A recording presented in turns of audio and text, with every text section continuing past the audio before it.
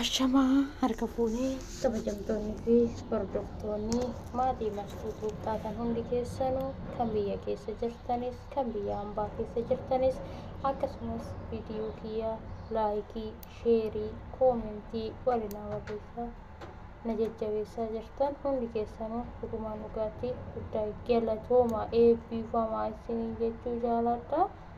Akkasumas viidiyoon kaleessa hojjedhe irratti waa'ee abbaa manaa walee hojjedheen ture. Isa sanis abbaa manaa walee jedhee ture. Isa san immoo viidiyoo san irratti jechuudha. Abbaan manaa walee waan inni naan jechaa jiru jechuudha. Amma immoo karaa keessatiin walee akkuma ta'e argadhee gaafadheen ture jechuudha. Abbaan manaa kee akkana gochaa jira. Wantoota akkana naan jechaa jira. Narraa dhuugii deemitoo itti haasa'ii bilbila jala kaasitoo jennaan waan naan jette dhageessanii dhugaa deebii ajaa'ibaa wayii namni namaan hin jenne naan jette jechuudha. Dhugaa natti ulfaate jechuudha. Dhugaa naan jette bilookitti na qixxeessite jechuudha.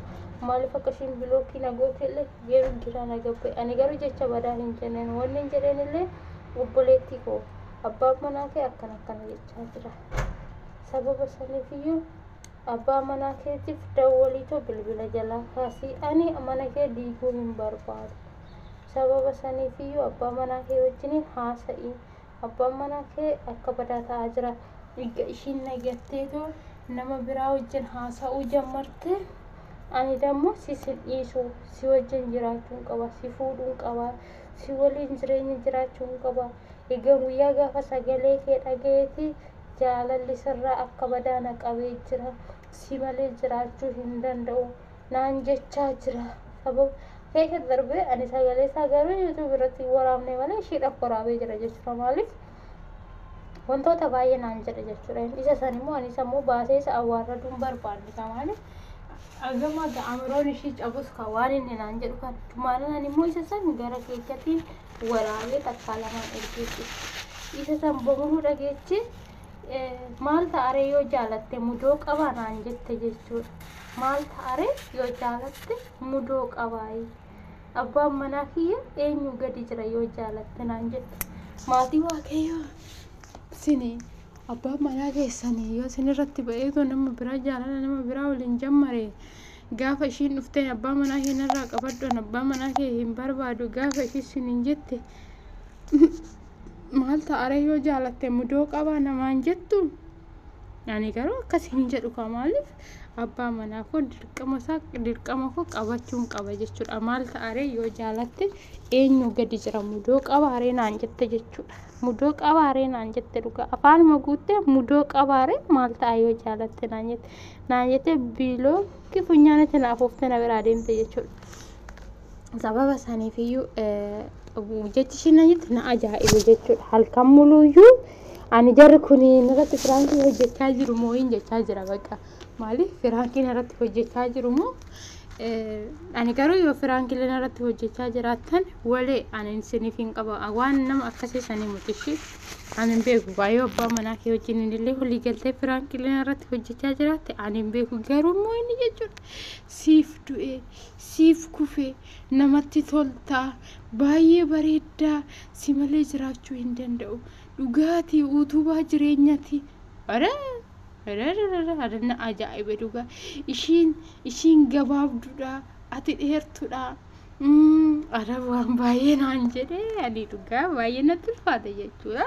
Akkana naan jechaa jira jechuudha.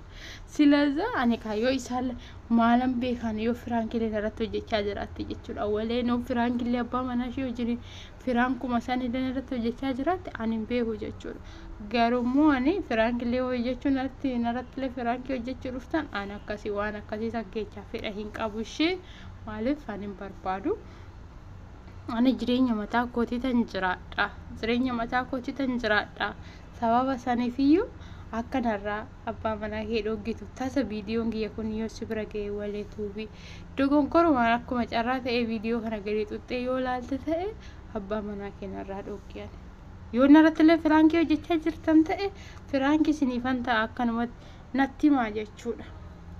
Natti himaa bakka maaliif yoo olii galteedhaan illee waan akkanaan irratti dalagaa jiraattan ta'e oluma galteedhaan illee atii fi inni jechuudha yaaddanillee anuma fattanuuf illee yoo taatan natti himaa jechuudha lamin yoo natti hitan dhugaa waasan isin waliin hojjedhatti isiniif ufa jechuudha firaankichi garuu immoo gaafa immoo akkanumaan ani siif du'e siif kufe oli akkanumaan jiran ani natti hin bareenne jechuudha harka namatti jedhaa jira maaliif waan hin bareenne tokko haasa'uun waan hin bareenne tokko gochuun baay'ee ulfaataadha dasna hin jenne jechuudha silazaa firaanki sinarratti hojjechuu barbaadan ta'e yoo narratti illee ashoofuu barbaadan ta'e ani ashooffaa keessanii miti ana firaanki narratti hin hojjetina jechuudha lamin ani mana koo diiguu hin barbaadu ani abbaa manaa kiyya gatee nama biraa wajjin jiraachuu hin barbaadu abbaa manaa naan qaba kanuma naaf kenne wajjin waaqayyo na haa jiraachisu yoo narratti firaanki hojjechaa jiraatan natti hima garuu yommuu dhugumaan inni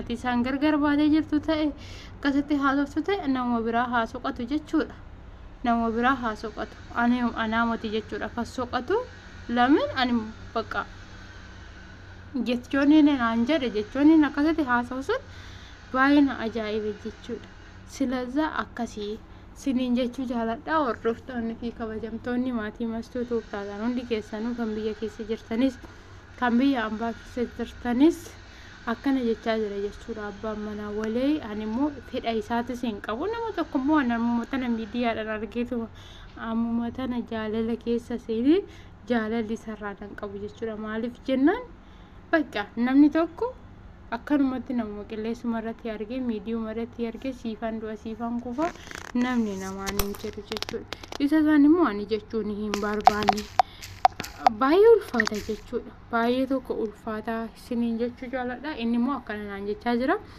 walee yoo dhuguma viidiyoon kun si bira ga'ee viidiyoo kana kan dhaggeeffattu kan agartu ta'e narraa qabishee abbaa manaa kee ani abbaa manaa kee narraa dhoogi irra caalaa narraa qabadhu jechuudha maaliif ani jireenya mataa kiyyaa jiraachuun barbaada shi obboleetti koo jireenya mataa kiyyaa kanuma dura qabu wajjiniin jiraachuun barbaada nama biraa dabalata hin barbaadu jechuudha maaliif warra nagaa waanuma xiqqootu gaa jedha oromooni waanuma dura qabu irratti kanuma dura qabu isuma wajji waaqayyo na jiraachisu narraa qabiyyoo firaankiin irratti hojjechaa jiraatan ta'e natti hima firaankii isiniifan ta'a garuu yoo dhugumaan dhugaadhaan deemtan ta'e garuu narraa qabii abbaa manaa kee jechuu jaaladha inni biraa dammoo yoo kan waliin naasofnes ta'e itti haasa'e abbaa manaa kee narraa qabadhu ani abbaa manaa kee dhimma isaatis hin qabu innis akka dhimma kiyya hin qabne narraa isa dhoogii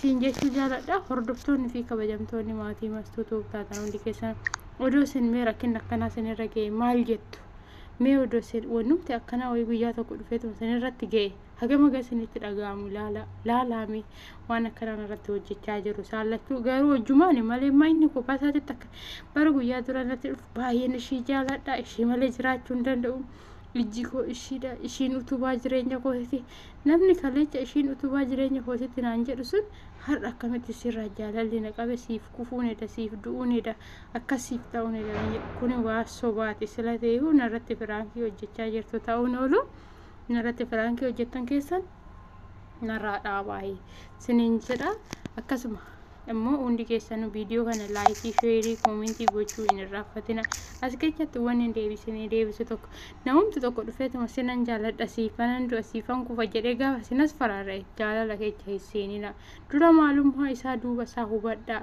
yookaan sissobamoo sin dhugaa haasa'amu hissobaa isaatiyyuu addaan baasaa beekaa jechuudha jaalalli nama baay'ee jaalanna jechuudha jaalalli bakkuma hundaa'ute garuu jaalalli jireenya akkanatti himati jechuudha kan jammaramu akkasii siniin jechuu jaaladha ijoollee akkanatti wanti akkanaa irra ga'ee fakkeenyaaf cinqii akkanaa keessatti waan hin taane keessa seenan jiraachuu danda'u isaan biraan gaa laayikii sheerii koomentii godhaatu isaan biraan gaa akka isaan bira ga'uuf gaafa isaan bira ga'e isaaniif barumsa ta'uu danda'a gaafa isaan bira ga'e isaaniif waan wayii rakkina isaan keessa jiran cinqii isaan keessa jiran keessa ba'uu danda'u jechuudha silazaa koomentii laayikii sheerii gochuu hin dagatinaayi siniin jechuu jaaladha akkasumas haga viidiyoo biraatiin walitti deebinutti turtii gaarii baay'ee siin jaalladha.